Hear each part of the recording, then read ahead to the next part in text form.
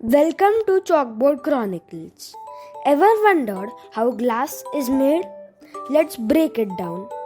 It starts with three key ingredients: sand, soda ash, and limestone.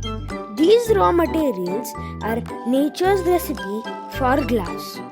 They are heated in a furnace to over 1700 degrees Celsius, that's hotter than lava, until they melt into glowing molten glass. Molten glass can be shaped in many ways: poured into molds for bottles or rolled into smooth sheets for windows. Next, it goes through annealing, slowly cooling to relieve stress and prevent cracks. The result?